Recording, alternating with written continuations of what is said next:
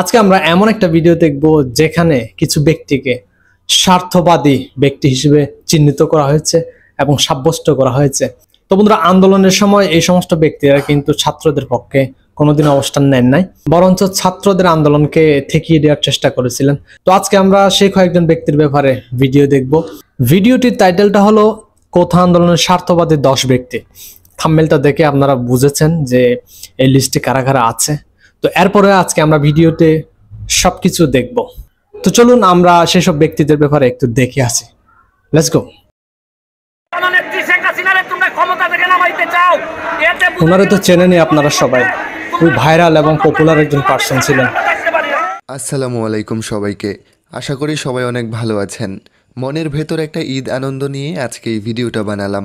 আপনারা যারা এর আগে আমার ভিডিও দেখেছিলেন তারা হয়তো জানেন এর আগের ভিডিওতে আমি কেঁদেছি। যাই হোক, সবই আল্লাহর ইচ্ছা। তো আজকের এই ভিডিওতে কোনো ডায়লগ আপনাদের দেখাবো না। আজকে আপনাদের এমন 10 জন স্বার্থবাদী, প্রতারক এবং মুখোশধারী মানুষদের দেখাবো প্রতারক হিসেবে নিজের আখ্যায়িত করেছে জন্য সরকারের পক্ষ নিয়ে ছাত্র আন্দোলনের বিপক্ষে ছিলেন, এবং যারা এমন করুণ দিনে নিজের ক্ষমতা থাকলেও তারা কোনো মুখ খুলেনি ছাত্রদের পক্ষে। এমনকি তারা ফেসবুকে একটা পোস্ট পর্যন্ত করেনি এই ছাত্রদের আন্দোলন নিয়ে। আজ আপনাদের সামনে এই স্বার্থবাদী লোকদের মুখোশ উন্মোচন করব, তাই অনুরোধ রইল ভিডিওতে একটা লাইক দিবেন। চলুন শুরু করা যাক। আওয়ামী লীগ সম্পর্কে এদের ধারণা আছে কিনা জানি না। বঙ্গবন্ধুর আদর্শরে যে ধারণ করে এ দেশ ছেড়ে যাওয়ার মানে। নাম্বার 1-এ আছে স্বার্থবাদী টাকালোভী সাকিব আল হাসান। আমার ভিডিওটা এখন যারা যারা দেখছেন তাদের মাঝে হয়তো সাকিবের ভক্ত রয়েছেন, তবে কিছু করার নেই। আজ আমি কিছু সত্য তুলে ধরব, আপনারা রাগ করবেন না।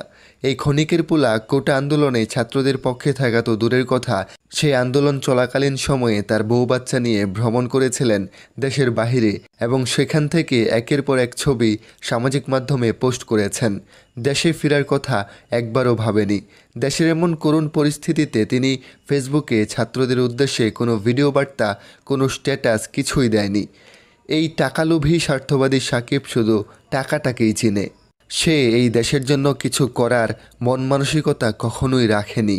সরকারের পাচাটা এই গোলাম টাকার জন্য দেশটাকে বিক্রি করে দিতেও একটাবার চিন্তা করে না। টাকালোভী এই সাকিবকে আমার পক্ষ থেকে জানাই ধিক্কার।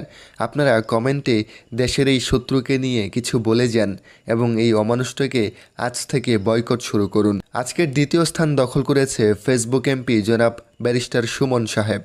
আপনাকে আমি কতটা না ভালোবাসতাম, অথচ সেই আপনি নিজেই এবার উল্টে গেলেন। আপনি নিজের ক্ষমতা ধরে রাখার জন্য, নিজের ক্ষমতার লোভে আপনি শেষ মুহূর্তে জনগণের সাথে বেইমানি পরিস্থিতিতে আপনি ছাত্রদের পাশে না দাঁড়িয়ে, তাদের কথা না ভেবে আপনি আপনার নেত্রীর পা চেটে কথা বললেন। আপনার আসল চেহারার আড়ালে অন্য একটা মুখোশ যে রয়েছে তা বেরিয়ে আসলো আপনার এই ভিডিওটার মাধ্যমে। আপনার সকল জনপ্রিয়তা ছিল এই ছাত্রদের ঘিরে, কিন্তু আপনি তাদের বিপক্ষে চলে গেলেন শেষ মুহূর্তে। আপনার প্রতি যতটুকু ভালোবাসা ছিল সবই হারাই গেছে, আপনার প্রতি ঘৃণা। এখন জনগণ আপনার জন্য রেডি হচ্ছে। আজকে আমি আমার ছেলের জন্য আপনাদের কাছে ক্ষমা চাচ্ছি। আমার ছেলে মানুষকে ভালোবাসে, সে সব সময়, তার মনটা অনেক নরম। কার কথা বলতেছেন উনি? আজকে আপনাদের পাশে সে হয়তো শ্বশুরে নাই, কিন্তু মন প্রাণ হৃদয় জুড়ে সে আপনাদের সাথে। আমাদের লিস্টের 3 নম্বরে রয়েছে নাটকবাজ স্বার্থবাদী লোক ফারাজ করিম চৌধুরী। এই লোকটাকে আমি ভালো ভাবতাম, কিন্তু তিনিও এবার ছাত্রদের সাথে বেমানি করলেন। আপনারা হয়তো জানেন এই ফারাজ করিম চৌধুরী ফেসবুকে এসে তার মাকে নিয়ে একটা নাটক বানিয়েছেন। সেখানে তিনি জাতির উদ্দেশ্যে বলেছেন তার ছেলে পারিবারিক চাপের কারণে ছাত্রদের পাশে দাঁড়াতে পারছেন না। তার এমন নাটক ইনফ্লুয়েন্সার, আর জনগণও তাদের এই ভণ্ডামের বিষয়টা বুঝে গেছে। বন্যা এলে এই ভণ্ড মানুষটা মানুষের পাশে দাঁড়াতে পারে, বিকাশ নাম্বার সংগ্রহ করে অবশ্যই উনি দাঁড়াতে পারতেন, দেশের এমন প্রত্যক্ষভাবে না হয়ে পরোক্ষভাবে দাঁড়াতে পাশে দাঁড়াতে পারলেন না। মুখোশধারী এ ভণ্ড ও মা ফেসবুকে যে নাটক সাজালেন, সে নাটক নিয়ে আপনার মতামত অবশ্যই কমেন্ট সেকশনে জানাবেন। আমাদের লিস্টের 4র্থ স্থানে রয়েছে আইডল মাশরাফি বিন মর্তুজা। যাকে আপনারা এতদিন বুকে লালন করে এসেছেন, ভালোবাসায় সিক্ত করে রেখেছেন, কিন্তু এই মানুষটা এই ছাত্র আন্দোলনে এতটাই বোভা ছিলেন, তার মুখ দিয়ে ছাত্রদের পক্ষে প্রায় নিষ্ক্রিয় ছিলেন উনি। ফেসবুকে কোনো ওনার পক্ষ থেকে কোনো ধরনের দেওয়া কিংবা বক্তব্য পাওয়া যায় না। উনি কি ছাত্রদের পক্ষে আছেন নাকি বিপক্ষে আছেন করেনি মানুষটা। অথচ তাকে নিয়ে সাধারণ মানুষ ভাবতো তিনি সরকারকে উপেক্ষা করে ছাত্র আন্দোলনে হয়তো ছাত্রদের পাশে থাকবেন, কিন্তু তিনি তা করলেন না। অন্যদের মতোই তিনি নেত্রীর পা চেটে গেলেন। নিজের ক্ষমতা টিকে রাখার জন্য ক্ষমতালোভী মানুষটাও চুপ রয়ে গেল। আমাদের লিস্টের 5ম স্থানে রয়েছে তৌহিদ উদ্দিন আফ্রিদি। সামাজিক মাধ্যমে এই তরুণ বেশ জনপ্রিয়, তার ভিডিওগুলো মানুষ অনেক ভালোবাসে, পছন্দ করে। কিন্তু এই ছাত্র আন্দোলনে সেও চুপ করে থেকেছিল। ছাত্রদের পাশে দাঁড়ানোর বিপরীতে তার ফেসবুক আইডি সে ডিঅ্যাক্টিভ করে রেখে দিয়েছিল। জনপ্রিয়তায় ডুবে থাকা এই তরুণ মানুষের আবেগের মূল্য দেয়নি, সে ছাত্র সমাজের পাশে দাঁড়ায়নি। এমনিতে দেশে কোনো বন্যা হোক বা কোনো সমস্যা হোক তাকে সেখানে দেখতে পাওয়া গেলেও এবার ছাত্র আন্দোলনে তাকে দেখা যায়নি। স্বার্থবাদী তালিকার লিস্টের 6 নম্বরে রয়েছে অভিনেতা চঞ্চল চৌধুরী। উনিও এই লিস্টে পড়েছেন। রাজপথে যুদ্ধ করা ছাত্রদের পাশে দাঁড়ায়নি এই অভিনেতা। তার ফেসবুক ওয়ালে কিংবা কোনো ভিডিওর মাধ্যমে ছাত্রদের পাশে দাঁড়াতে দেখা যায়নি তাকে। মানুষ কতটা নিষ্ঠুর হলে এমন কাজটা করতে পারে বলুন। চঞ্চল চৌধুরীর মতো নিজের সামর্থ্য থাকা সত্ত্বেও যারা ছাত্র আন্দোলনের পাশে দাঁড়ায়নি তারা মানসিকভাবে কতটা না ছোট।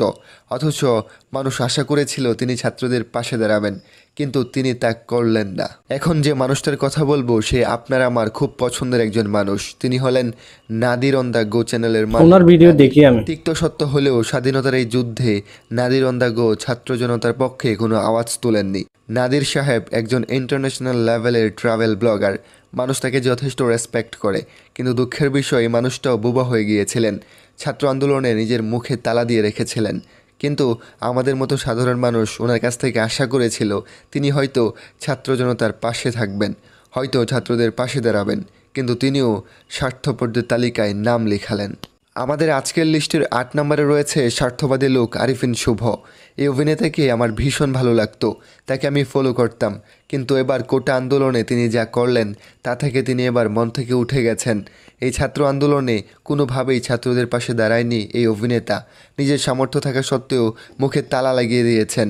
শেখ হাসিনার পা চেটে গেছেন। হাসিনাকে খুশি রাখার জন্য শিক্ষার্থীদের সাথে তিনিও বেইমানি করেছেন।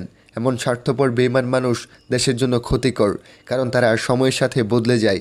সত্যকে সত্য বলতে তারা ভয় পায়। আমাদের লিস্টের 9 নম্বরে রয়েছে স্বার্থবাদী লোক জিয়াউল ফারুক অপূর্ব।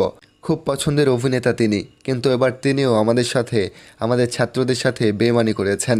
স্বার্থবাদী সুবিধাভোগী এই লোকটা ছাত্রদের পাশে দাঁড়ায়নি, তাদের উদ্দেশ্যে কোনো কথাও বলেনি। শেষ যখন তিনি দেখলেন দেশটা ছাত্রদের হাতে চলে যাবে, ঠিক তখনই তিনি ফেসবুকে শহীদ মিনারের ছবি পোস্ট করে লিখলেন, স্যালুট বাংলাদেশ। আপনি একবার ভাবুন কতটা সুবিধাবাদী লোক এই অপূর্ব। তিনি এতদিন ছাত্রদের উদ্দেশ্যে কোনো কথা না বলে, তাদের পাশে না দাঁড়িয়ে তিনি গতকাল মাত্র পোস্ট করলেন।